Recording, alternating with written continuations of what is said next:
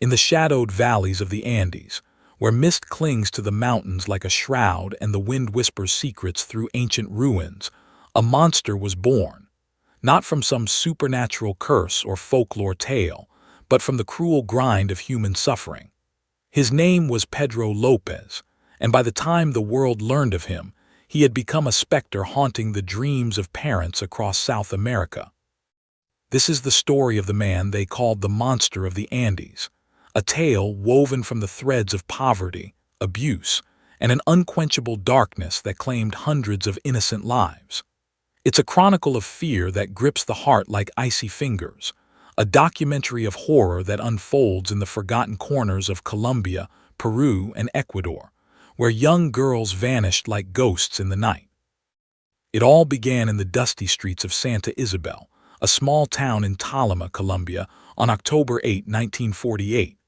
Post-war Colombia was a land scarred by violence, where civil unrest simmered like a pot about to boil over. Pedro was the seventh of 13 children born to a struggling family. His father, a construction worker with a temper as volatile as the political climate, was rarely home, and when he was, his presence brought more pain than comfort. But it was Pedro's mother, Benilda López, who shaped the early nightmare of his life. She worked as a prostitute to feed her brood, turning their cramped home into a revolving door of strangers.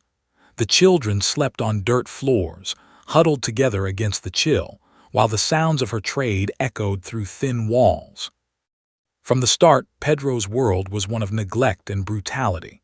He later recounted, in chilling interviews with investigators, how his mother caught him peeking at his sister undressing when he was just 8 years old.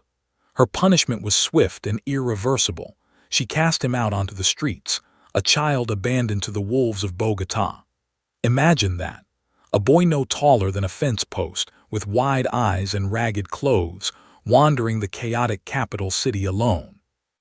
The year was 1957, and Bogotá was a labyrinth of poverty, where street kids fought for scraps like feral dogs. Pedro scavenged in garbage heaps, begged for coins, and slept in alleyways where rats scurried over his body. But the real horrors were the people. One night, as rain pounded the cobblestones, an older man approached him with promises of food and shelter. Pedro, starving and desperate, followed. What happened next scarred him deeper than any physical wound. The man took him to an abandoned building on the outskirts, where he assaulted the boy repeatedly over 4 days before releasing him back into the streets. Pedro never reported it. In those days, who would listen to a street urchin? Instead, the experience twisted something inside him, planting seeds of rage and distrust that would grow into a monstrous vine. He vowed never to be vulnerable again, arming himself with a makeshift knife and learning the art of survival through petty theft. By age 12, Pedro had migrated to the border towns, hopping buses and hitching rides, always one step ahead of trouble. He crossed into Ecuador, then Peru, blending into the migrant crowds that flowed through the Andes like rivers of desperation. In Ambato, Ecuador, he found temporary refuge in a market, stealing fruits and vegetables to eat. But his luck ran out when locals caught him pilfering. They beat him senseless and dumped him back across the border. These early brushes with violence hardened him, turning a scared child into a calculating adolescent.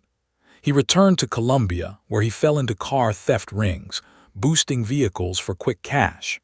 It was a life of constant motion, evading police and rival thieves, but the darkness within him was stirring. In 1969, at 21 years old, Pedro's criminal path escalated. He was arrested in Peru for auto theft and sentenced to 7 years in prison. Those years behind bars were a crucible of horror. Pedro later claimed he was gang-raped by 3 inmates shortly after arrival. The prison was a hellhole of overcrowding and corruption, where guards turned blind eyes to the savagery inside. In retaliation, Pedro fashioned a shank from scavenged metal and methodically killed his attackers one by one over 2 weeks. The authorities ruled the deaths as self-defense, a testament to the lawlessness of the system. He walked out of prison in 1976 a changed man, not reformed, but refined in his capacity for violence. The killings had awakened a taste for it, a dark thrill that whispered promises of power. Freed, Pedro vanished into the Andes once more, drifting like a shadow through remote villages and bustling cities. He took odd jobs, day laborer, street vendor, anything to blend in. But beneath the facade, the monster was awakening. The first whispers of disappearances began in Peru around 1978, in the high-altitude towns of the Sierra, where Incan ruins dotted the landscape and fog rolled in like an omen. Young girls started vanishing. They were indigenous children mostly from poor families, aged between 8 and 12. Girls with dark hair and bright eyes, selling trinkets in markets or herding goats on hillside paths. One moment they were there, giggling with friends, the next gone without a trace. Take Maria Pinda, a 9-year-old from Ayacucho. She was last seen near the central plaza where vendors hawked woven blankets and roasted corn. Her mother, a weary Quechua woman named Rosa, remembered the day vividly in later interviews. The sun was setting, painting the mountains gold, she said, her voice trembling. Maria wanted to buy a sweet from the cart man. I gave her a coin, turned away for just a second, and she was gone. Searches combed the ravines and rivers, but Maria's body was never found. At first, locals blamed it on traffickers or accidents, falls into hidden crevices, drownings in swift currents. But as the months passed, the pattern emerged. More girls disappeared. Lucia from Huancayo, Sofia from Cusco. Bodies began turning up in shallow graves, strangled and discarded like refuse. The fear spread like wildfire through the communities. Parents kept their daughters indoors after dusk, whispering prayers to Pachamama, the Earth Mother, for protection. In the evenings, around flickering campfires, elders told stories of pishtacos, mythical fat stealers who lurked in the shadows. But this was no myth. The killer moved silently, charming the girls with small gifts or promises of adventure. He targeted the vulnerable, those whose absences might go unnoticed in the chaos of poverty. Pedro López, the wandering stranger with a disarming smile, was the ghost in their midst. As the body count rose, panic gripped the region. In Lima, newspapers splashed headlines.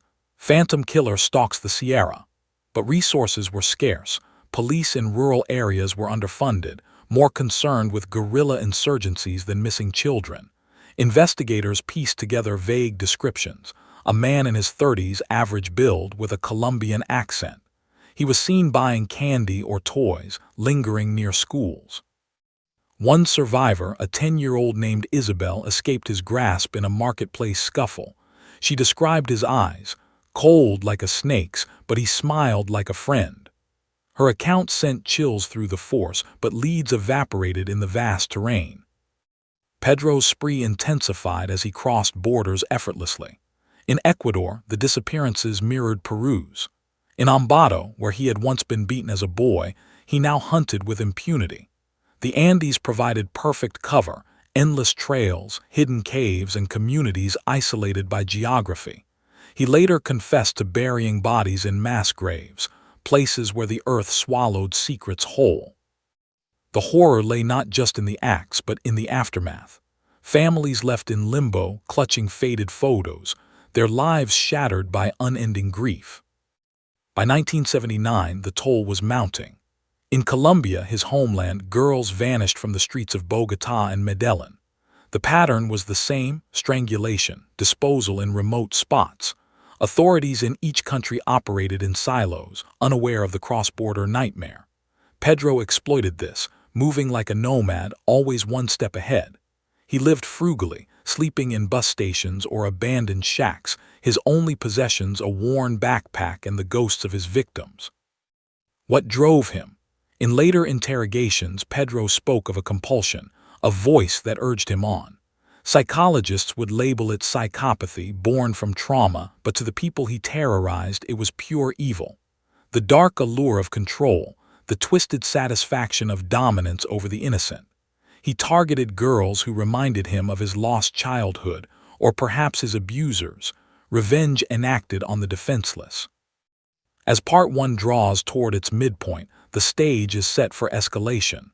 Pedro's confidence grew with each uncaught kill, his methods refining. He began keeping small mementos, ribbons, shoes, trophies hidden in his pack.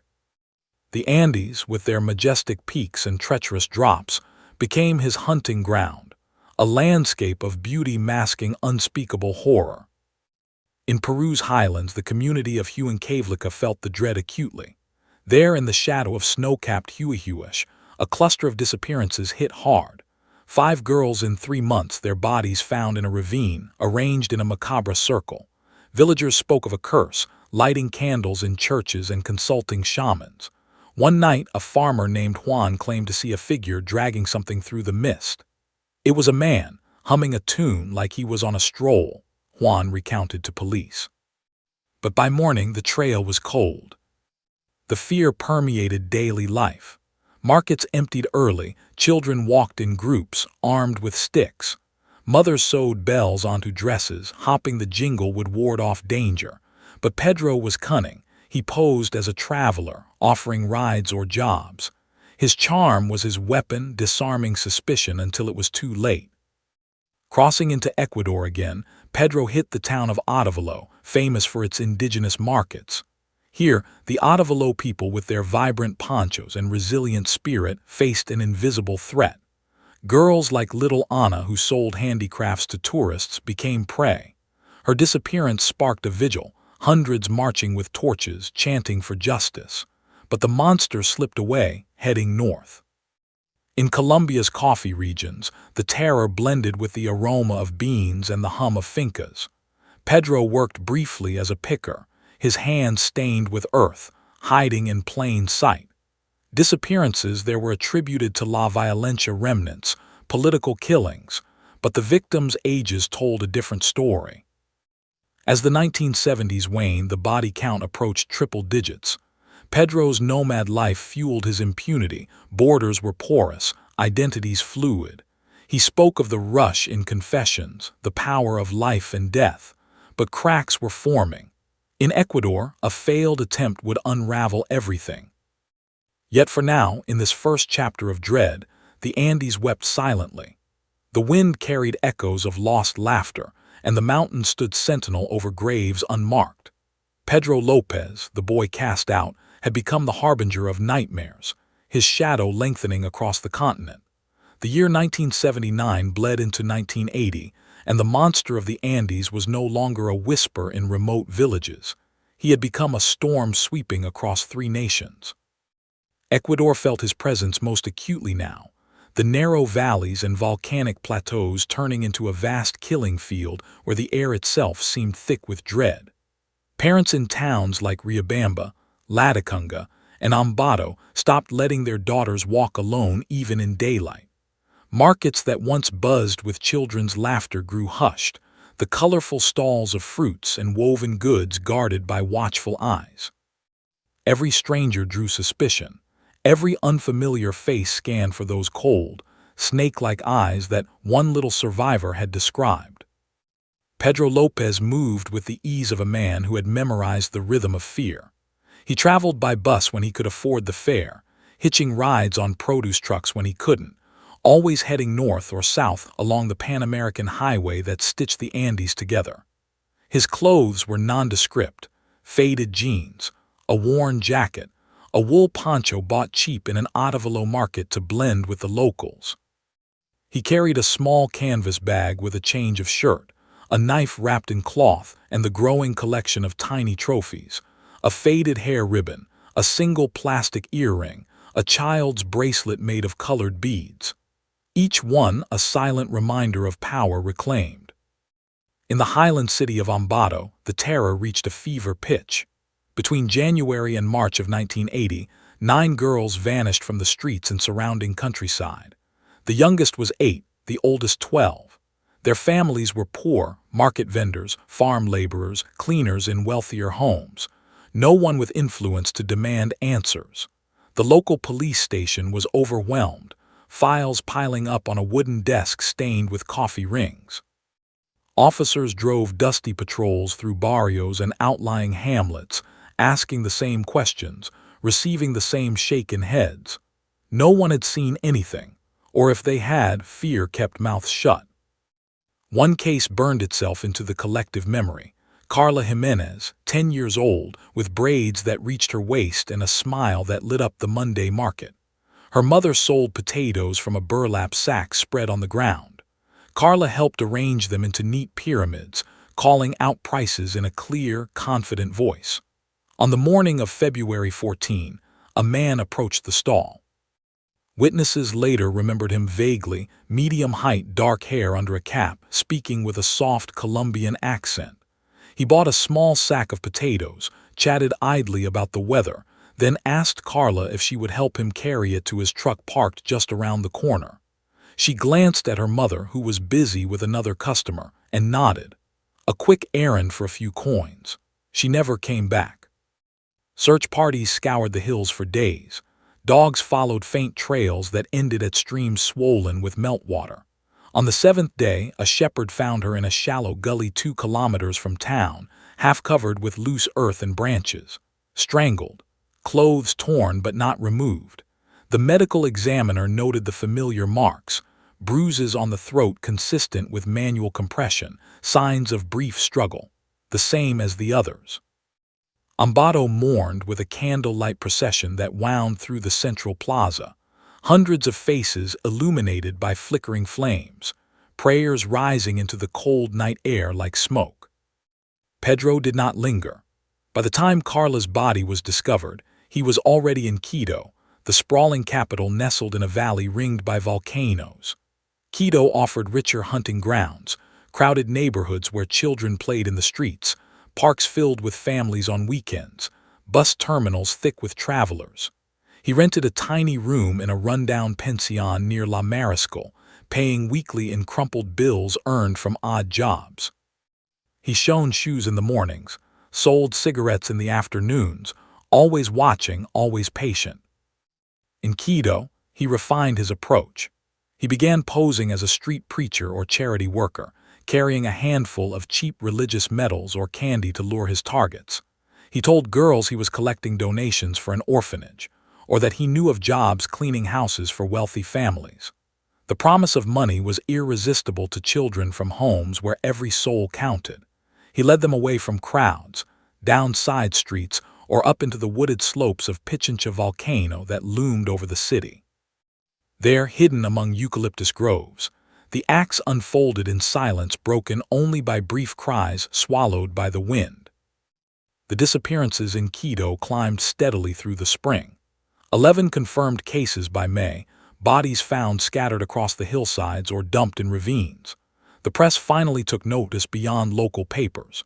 El Comercio ran a series of articles under the headline El Asesino de Niñas, the girl killer. Grainy sketches based on witness descriptions circulated. A man in his early 30s, thin face, dark eyes, unremarkable except for an intensity that made people uneasy. Rewards were offered. Vigilante groups formed in poorer barrios, men patrolling with machetes and flashlights after dark. But Pedro adapted. He shaved his mustache, cut his hair shorter, changed his jacket for a sweater.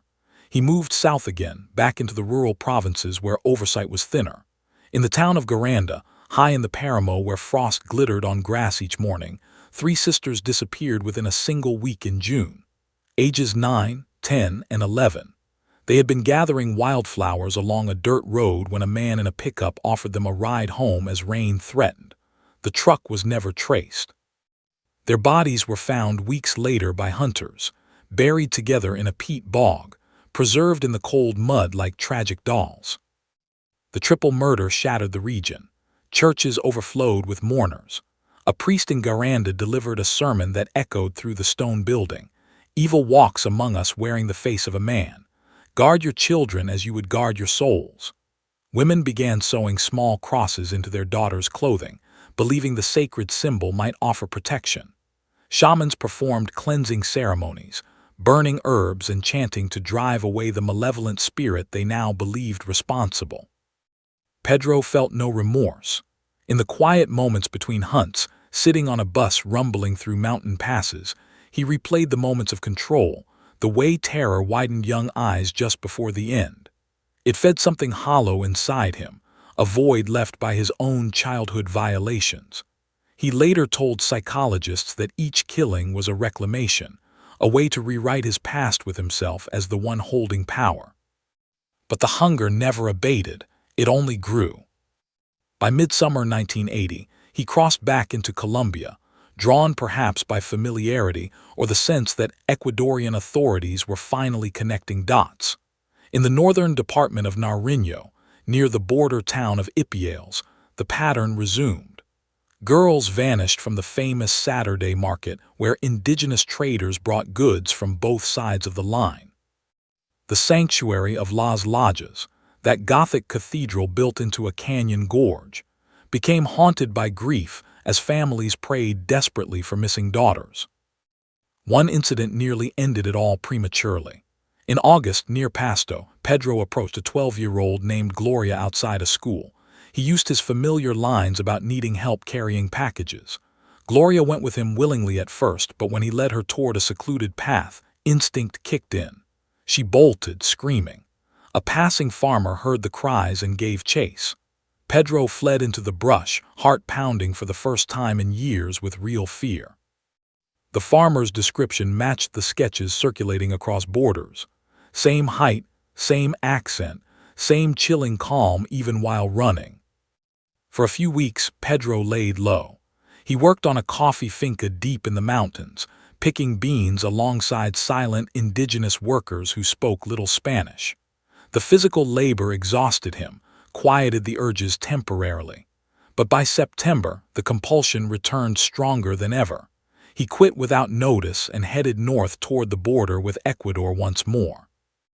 The final chapter of his freedom began in the town of El Angel, a small community in Ecuador's Carche province, close enough to Colombia that people crossed daily for trade. On March 6, 1980, wait no, calendars blur in memory, but it was early 1980 still, he spotted Maria Eugenia, 11 years old, walking home from school along a dirt road lined with eucalyptus. She wore a blue school smock and carried a plastic lunch pail. Pedro approached with his usual disarming smile, offering candy from his pocket. This time, fate intervened differently. Maria Eugenia took the candy but refused to go further with him. When he grabbed her arm, she fought fiercely, biting and scratching. Her screams carried across the fields. 4 local women working nearby heard the commotion and ran toward the sound, shouting. Pedro released the girl and tried to flee, but the women blocked his path, one swinging a hoe. More villagers arrived within minutes. They overpowered him, binding his hands with rope, beating him until blood ran from his nose and mouth. The crowd wanted immediate justice. Whispers of lynching circulated, but cooler heads prevailed. Someone suggested calling the police. Pedro was dragged to the tiny station in El Angel, locked in a cell reeking of mildew and old sweat. Officers from Tulcan arrived the next day to question him. At first, he gave a false name, Juan Rodriguez, and claimed he was only trying to help the girl who had stolen from him. But the scratches on his face and arms told another story. News of the capture spread quickly through the province. Families of missing girls flooded the station, pressing faces against barred windows, searching for recognition. One mother collapsed when she saw him, screaming that those were the eyes that haunted her nightmares.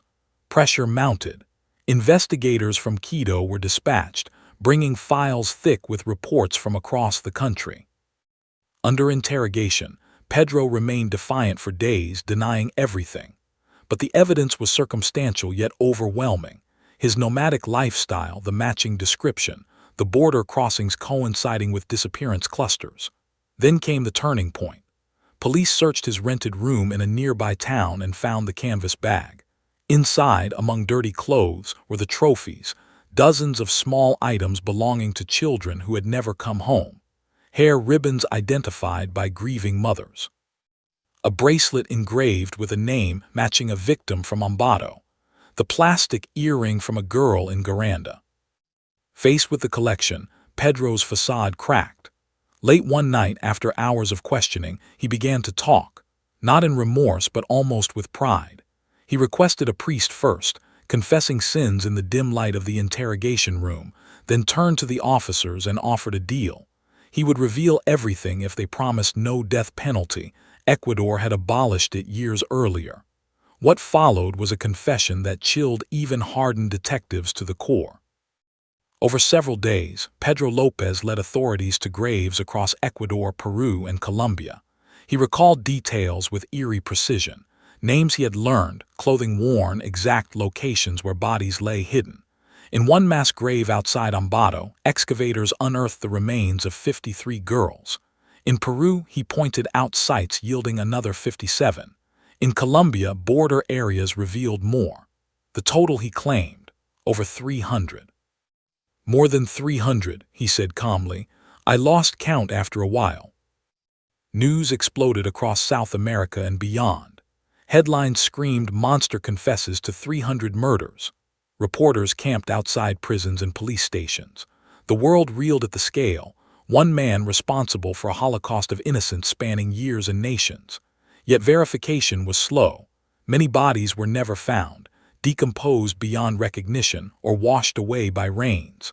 Official counts settled around 110 confirmed, but no one doubted the higher number. Pedro was transferred to Quito for trial, held in Garcia Moreno prison amid tight security. Crowds gathered outside, some calling for his release to the street for mob justice.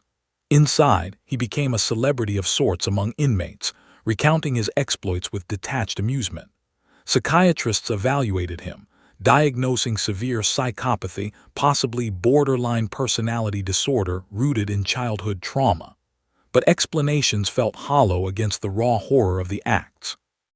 The trial in 1980 was swift by Ecuadorian standards. Convicted on 57 counts of murder, he received the maximum sentence, 16 years. Outrage erupted, 16 years for hundreds of lives, but Ecuador's laws offered no more. He served his time in relative comfort compared to general population, protected from vengeful prisoners.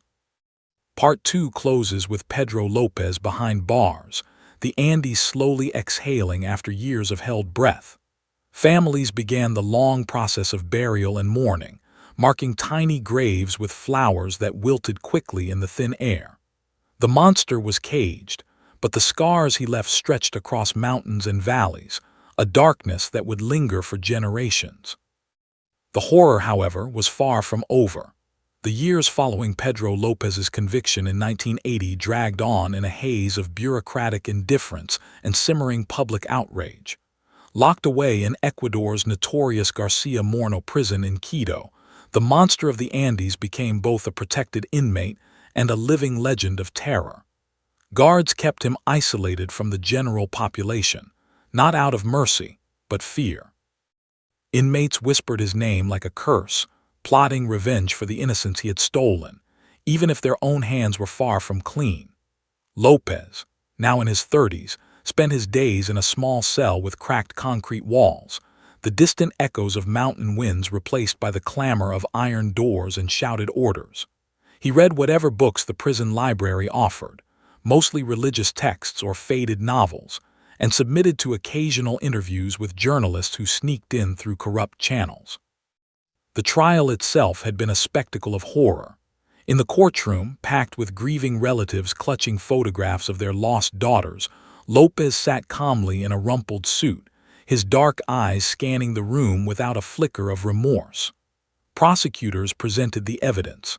The mass graves he had led them to, the trophies from his bag, the survivor testimonies. He pleaded guilty to 57 murders in Ecuador alone, but during sentencing, he elaborated further, claiming the total exceeded 300. They were like flowers, he said in a flat voice that chilled the room, easy to pick. The judge, bound by Ecuador's laws abolishing the death penalty and capping sentences at 16 years, delivered the maximum. Outrage boiled over outside the courthouse. Crowds hurled stones, demanding blood, but the law stood firm. Inside prison, López adapted with eerie ease. He earned good behavior credits by keeping quiet, attending mandatory therapy sessions where he toyed with psychiatrists. They diagnosed him as a classic psychopath, charming when needed, devoid of empathy, driven by a compulsion rooted in his traumatic past. One doctor noted in reports that López spoke of his victims not with hatred, but possession, as if they belonged to him in death. He claimed the killings brought peace, silencing the rage from his childhood abuses. Yet no one believed reformation was possible.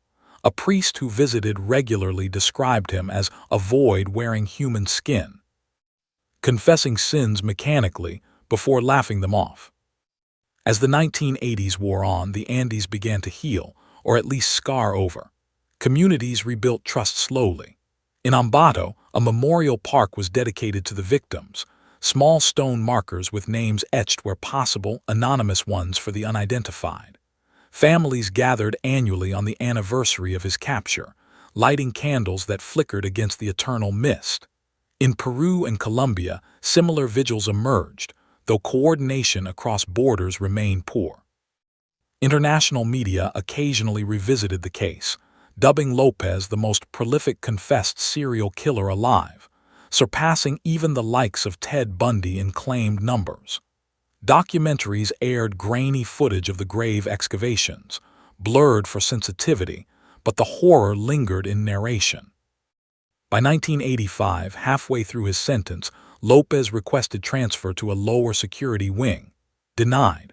Rumors swirled that he had attempted suicide once, slashing his wrists with a smuggled shard, but the scars were superficial, a bid for attention or relocation. Guards found him smiling afterward, blood pooling like a ritual offering. The incident reinforced his isolation. Meanwhile, outside, advocacy groups pushed for legal changes. Ecuador debated extending sentences for multiple murders, inspired partly by his case. In Colombia, families petitioned for extradition to face additional charges, but bureaucracy stalled everything. The early 1990s brought subtle shifts. López, graying at the temples, grew quieter, spending hours staring at the cell wall as if replaying memories. Psych evaluations noted no violent outbursts, crediting him with time off for good conduct. In 1994, on August 31, the unthinkable happened. Release day arrived 2 years early. At 46, Pedro Alonso López walked out of Garcia Moreno under heavy guard, deported immediately to Colombia as an undesirable alien. No fanfare, no public announcement until it leaked. The Andes shuddered anew. In Colombia, authorities arrested him at the border for an old murder warrant, a girl from the 1970s whose case had languished. But instead of trial, he was committed to a psychiatric hospital in Bogotá, declared insane based on Ecuadorian records. The facility was understaffed, overcrowded with the mentally ill and criminally deviant. López shared wards with schizophrenics and lesser offenders, manipulating staff with feigned docility. He gained privileges, garden walks, group therapy where he listened more than spoke. Doctors prescribed sedatives, but he hoarded them, trading for favors. Families of victims mobilized. Protests outside the hospital gates demanded lifelong confinement. "He is not mad," one mother cried to cameras, holding a faded photo of her 10-year-old. "He is evil." Petitions circulated, gathering thousands of signatures. International pressure mounted. Human rights groups ironically defended his rights, while true crime enthusiasts speculated on escape. But Colombian law allowed release upon certification of sanity. In 1998, after 4 years, psychiatrists deemed him rehabilitated. No active threats, no delusions. Released on bail with conditions, regular check-ins, no travel. López, now 50, stepped into Bogotá's chaotic streets a free man again. He visited his elderly mother in Tolima, their reunion bitter. She, frail and impoverished, had little left. Accounts vary, but he reportedly demanded inheritance, sold her meager furniture when denied, then vanished. Last confirmed sighting, September 1999, renewing his ID card at a government office. After that, nothing.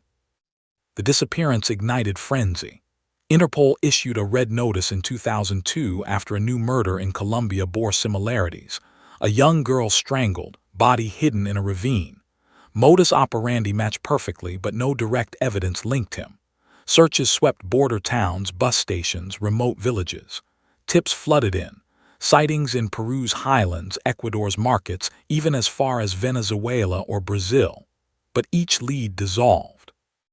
Lopez, master of blending into poverty, had become a ghost once more. Rumors proliferated in the years that followed. Some said vengeful families hired sicarios, hitmen, to track and eliminate him quietly, body dumped in an unmarked grave. Others claimed he fled north, crossing into Central America, living among migrants. A few whispered he returned to the Andes, too old for active hunting but haunting old grounds. Age caught up. By the 2000s, he would be in his 50s, health likely declining from prison hardships and street life. Substance abuse, poor nutrition, factors that shortened lives in those regions. In 2005, a body found in Colombia sparked hope, decomposed remains matching his approximate age and build. Forensic tests inconclusive, no DNA match possible at the time. The warrant paused briefly, then reactivated. By then, Interpol quietly deprioritized, resources shifting to active threats. No confirmed sightings since 1999. The 2010s brought renewed interest with true crime podcasts and streaming series. The Monster of the Andes trended, rehashing confessions, victim stories. Families now aging spoke of unresolved grief, no closure without a body or recapture. In Ecuador, laws changed. Maximum sentences rose to 40 years for aggravated murder. Too late for Lopez's victims, but a legacy of sorts. Into the 2020s, speculation persisted. If alive, he would be in his 70s, perhaps frail, hidden in some forgotten hamlet, or dead, natural causes, vigilante justice, anonymous end in the jungle. No obituaries, no arrests. In 2022, another similar murder revived calls for investigation, but leads went cold. As 2025 dawned, the question lingered like fog in the valleys. Where is Pedro López? Communities adapted in his absence. Girls walked freer, though caution remained. Schools taught stranger danger with his story as cautionary tale, sanitized for young ears. Memorials endured, flowers fresh on anniversaries. But the darkness he unleashed never fully lifted. Parents still scanned crowds for unfamiliar faces, winds through the mountains carrying imagined whispers. The legal failures haunted officials. How a confessed killer of hundreds served less than 2 decades total, then walked free. Cross-border inaction, lenient laws, indifference to poor victims, all exposed. Reforms came slowly, but the outrage fueled change. Yet the monster's shadow stretched long. In quiet moments, survivors like Isabel, the girl who escaped in a marketplace, wondered if he watched from afar. Families dreamed nightmares of his return. The Andes, vast and unforgiving, held secrets still. Part 3 ends with the enigma unresolved. Released, institutionalized, freed again, then gone. The hunt faded, but fear endured. Was justice denied or delivered in shadows? The world may never know. But the story presses on, into the lingering void. As December 2025 settles over the Andes with its familiar chill, the name Pedro Alonso Lopez still drifts through conversations like smoke from a distant fire, unseen, but impossible to ignore. 26 years have passed since his last confirmed sighting, that quiet September day in 1999 when a man using borrowed papers renewed a citizenship card in Bogotá. No dramatic escape, no final confrontation. Just a vanishing into the vastness of South America, leaving behind a question that has haunted 3 nations. Did the monster of the Andes ever truly stop? In the decades since, the world has changed.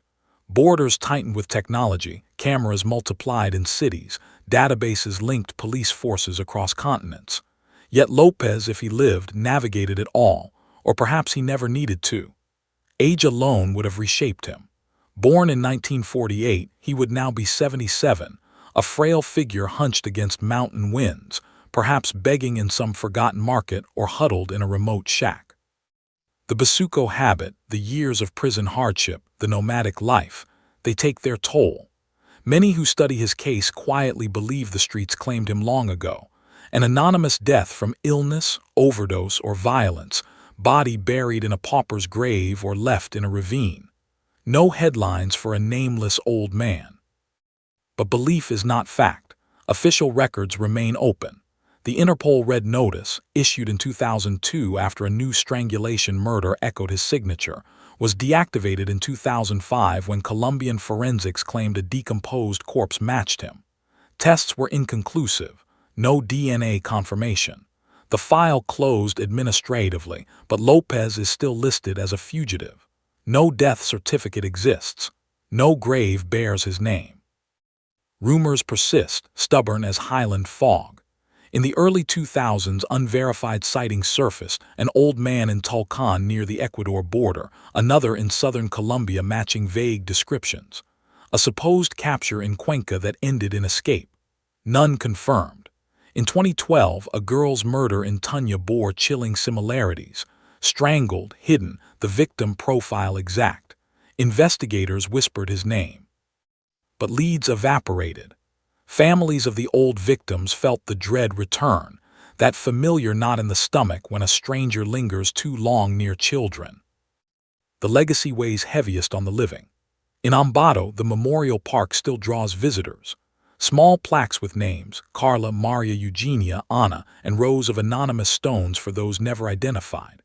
Every year on the anniversary of his capture, candles burn through the night, flames dancing against volcanic silhouettes.